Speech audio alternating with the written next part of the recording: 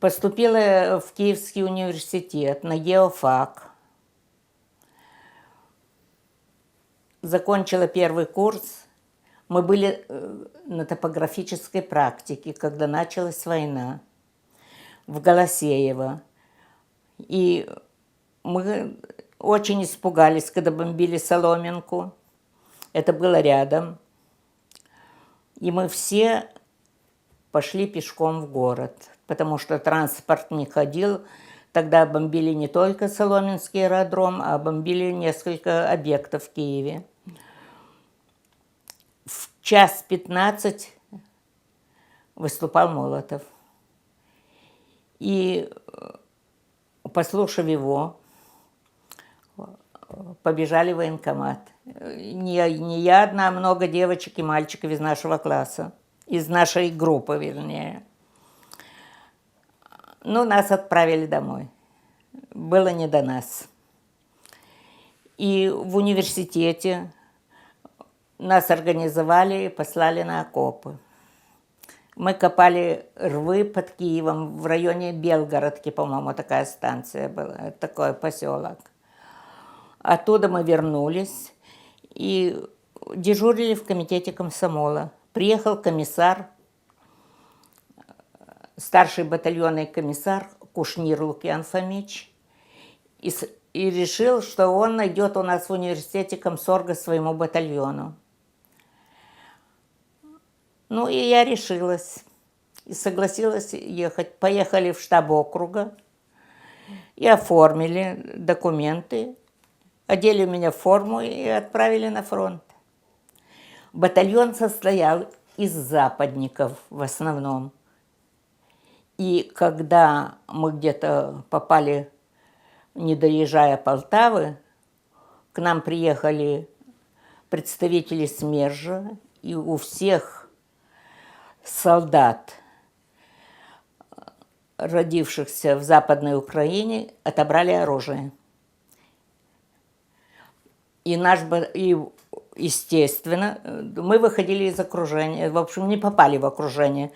Выходили там, и часть западноукраинцев разбежалась. Сейчас мы понимаем, что, наверное, все же недоверие к ним решила этот вопрос, что они убежали домой.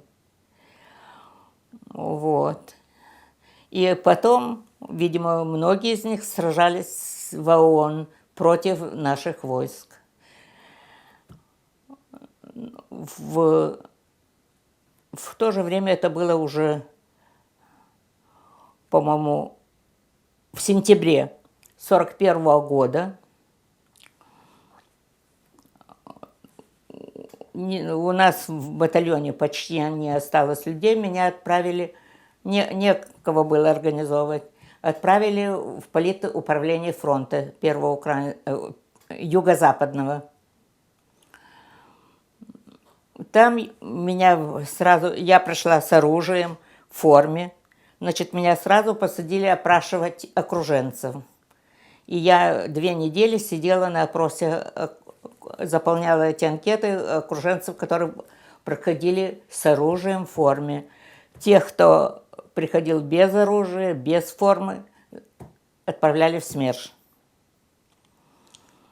И приехал комиссар 204-й воздушной бригады искать себе политработников. Бригада была обескровлена, потому что им пришлось воевать до этого. И мне предложили пойти комсоргом батальона. Я согласилась и пошла. Это 41-й еще. 25 декабря было у нас крушение, это было... Вот. И в феврале 2-го что бригаду должны были выбросить парашютным десантом по Демянск. А получилось так, что была нелетная погода, самолеты не могли летать, и нас повели в тыл к немцам на лыжах. И вот там мы находились в тылу у немцев, бросали продукты, попадали к немцам. бомбили иногда нас, вот так.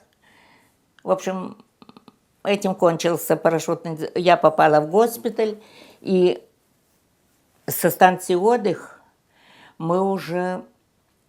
Был приказ. Все как раз уже к этому времени, это было уже лето 42-го, и в Сталинграде были такие сложные положения, и все воздушно-десантные корпуса, не только первый, а и четвертый, и все переформировали в стрелковые дивизии гвардейские, и нас эшелоном отправили в Сталинград. Вот в Сталинграде меня назначили заместителем командира роты по политчасти в медсанбат.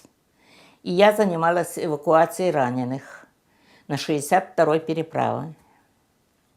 Ну и вот у меня был такой случай, что привезли, там шли лодки, бронекатера, а мы грузили на любые машины. Те, что у нас санитарных в медсанбате было очень мало машин. Значит, мы раненых ложили на любую. Боеприпасы привезла, продукты, все что угодно. Не все шофера хотели, но заставляли их выезжать и забирать, потому что у нас было... Я была и 2 санитара, и 2 медсестры. Ничего не сделаешь. Приходилось им подчиняться нам, и мы их отправляли так раненых. Иногда я на крыле ездила в медсанбат, потому что надо было поесть, помыться. Вот.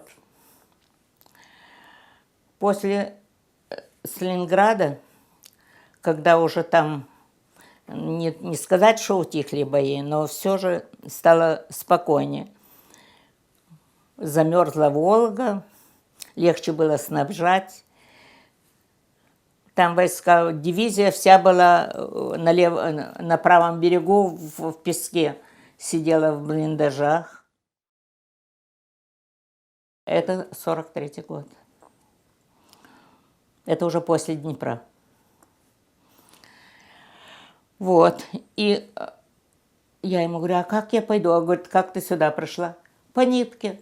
Значит, дали мне в руки нитку телефонную, и я пошла в штаб полка. Это не штаб, а НП, наблюдательный пункт. В общем, я это же ночью добралась. Там танкисты сидят.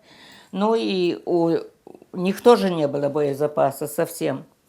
Ну и я, значит, рассказала, что к чему. И мне говорит Бабак, знаешь что, дочка, пойдешь опять, на танк погрузим боезапас, и танкистов вооружим, и наших, и дальше будет видно.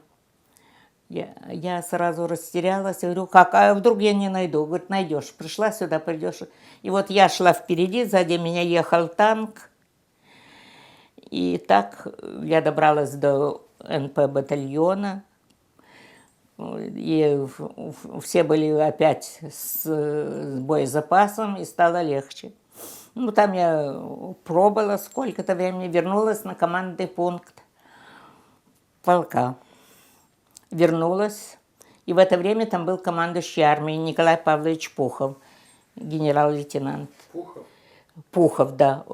На Новодевичьем кладбище стоит его памятник, полный рост.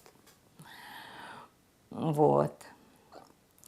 И я сняла полушубок, а он посмотрел, у меня уже красное знамя было. И красная звезда у меня раньше была, я в апреле 43-го за эвакуацию раненых на Курской дуге получила красную звезду. По тем временам мужчины многие не имели таких наград. Кстати, и сейчас не имеют. Вот. Он спрашивает, что эта девочка у вас делает? А ему командир говорит, а вот она сейчас только вернулась с передовой. Он позвал своего адъютанта, говорит, запиши фамилию, и иди к Ворону, начальнику политотдела, и скажи, что я приказала эту девочку убрать с передовой. И меня вскоре перевели в полк связи, комсоргом полка.